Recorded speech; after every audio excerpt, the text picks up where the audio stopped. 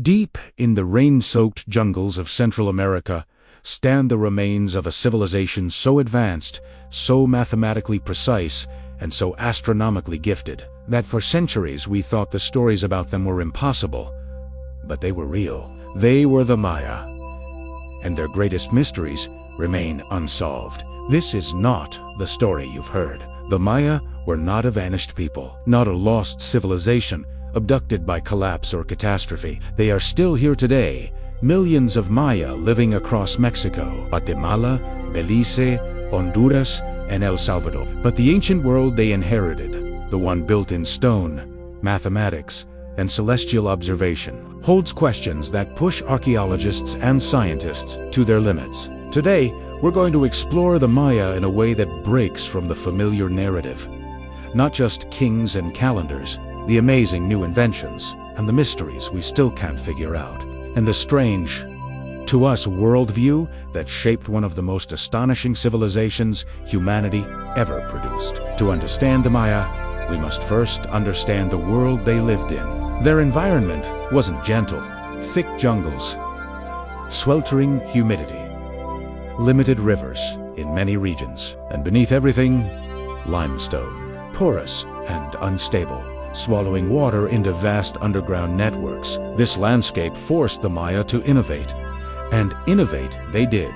Without metal tools, they carved cities into stone. Without large domesticated animals, they transported massive blocks of material manually. And without a single great river like the Nile or the Tigris, they mastered agriculture through sheer engineering creativity, turning the forest itself into a sustainable engine of civilization.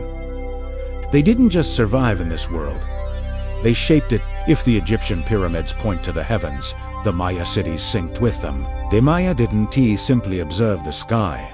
They treated it as a precise, predictable machine. Their calendar system is one of the most accurate ever created. So exact that it drifts less from the solar year than our own Gregorian calendar. With naked eyes and simple tools, they tracked Venus's cycle to within hours of modern calculations. They plotted solar equinoxes and eclipses, building these celestial events directly into their architecture.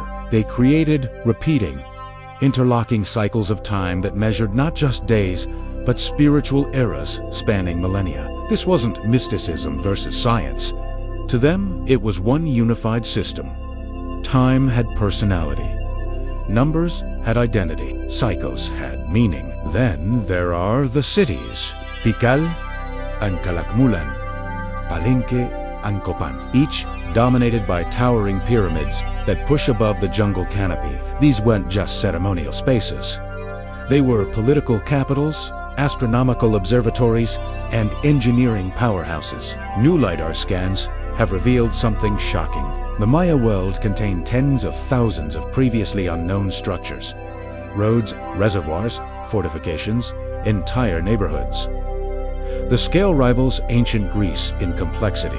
They engineered elevated highways through swamps, irrigated vast agricultural networks, and built water management systems so advanced some functioned for centuries without failure.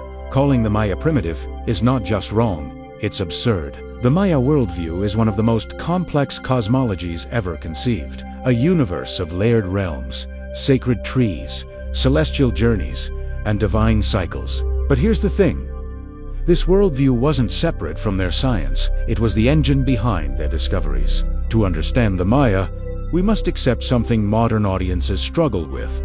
They did not divide the spiritual and the scientific. Their mathematics was sacred. Their astronomy was religious. Their architecture was cosmological. Their kings were not merely rulers. They were living links between worlds, political, spiritual, and celestial. This unified worldview is what made the Maya unique. It is also what makes them so hard for us to fully decode. Popular culture says the Maya mysteriously vanished. That's false.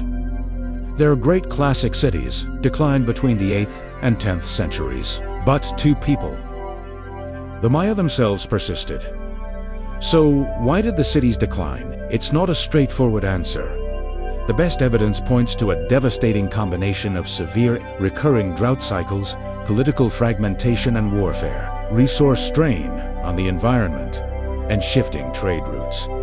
But it was not the end. It was a transformation. New centers of power popped up in the north, and today, millions of Maya continued to preserve languages, traditions, arts, and worldviews that connect their living cultures directly to the ancient past. The civilization didn't die. It adapted. The Maya really challenge us to think beyond the box. They make us dive deeper and explore so much more. They were scientists, engineers, artists, philosophers, farmers, warriors, and storytellers, all at once. Their achievements stand shoulder to shoulder with the greatest civilizations on Earth, and their mysteries remind us how much we still do not know. When we walk through their abandoned cities, we aren't looking at the ruins of a lost people. We're re-looking at chapters of a story still being written by the Maya communities alive today, and by every researcher uncovering new pieces of a civilization that continues to defy our expectations. The Maya didn't disappear. We just finally learned how to listen. Thank you for watching Elemental History. If you enjoyed this deep dive into the Maya and want more documentary-level storytelling, make sure you like, subscribe, and ring the bell. And don't forget to explore the playlist.